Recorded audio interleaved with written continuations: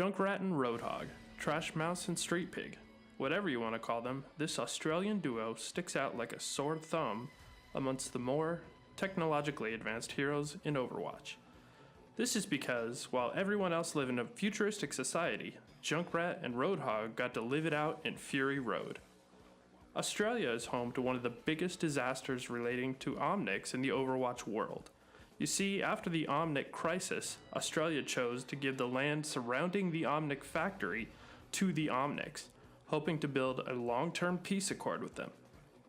This was a pretty progressive move for a world that was very leery of the robots that had just tried to take over the world. But not all were responsible for that war, and Australia was trying to lead the effort in moving forward. But that land was already owned. Mako Rutledge was one of the many outback survivalists, farmers, and many others that were permanently displaced by this decision and decided to fight back. They formed the Australian Liberation Front to violently take back the lands that were once theirs. This group took action and were responsible for what Australia is today. You see, they sabotaged the nuclear core of the Omnic factory, causing a detonation that destroyed the factory and turned the outback into a desolate, scrap-filled wasteland. Mako donned a mask, took off on his motorcycle, and became the killer known as Roadhog. It was on the road that he met Jameson Fox, aka Junkrat, who was on the run from a wide range of people due to some sort of treasure he knew about based on his exploration of the destroyed factory. They formed a partnership, 50-50 share of the loot and protection for Junkrat.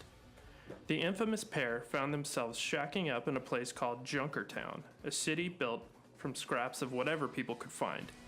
Unfortunately, they ended up pissing off the leader, the queen of Junkertown, by stealing her money, blowing up her summer home, and getting into a brawl at the bar. Junkrat blames Roadhog for this. Roadhog had no comment. The duo were thrown out, and never one to rest, immediately went on a global crime spree in an elaborate revenge scheme against the queen. Robbery, arson, and murder were all part of their antics. From robbing banks in Dorado to committing assassinations in the United Kingdom, there was no job too big and no score too small for the pair, who seemed to be doing as much as they could for the money as well as the fun of it all. They had a brief run-in with a shady businessman who tried to set them up to take the fall for a major crime, but in true fashion they got back by detonating the entire building he worked in. With a huge stash of money and explosives under their belt, this brings us to the Junkertown cinematic, where we find the duo explaining their master plan. Bring the money in, drive it to the throne room, grab the cash, blow it up, and get out. Simple, right? Well, except for the part where the city won't let them in. That's where our new map comes into play.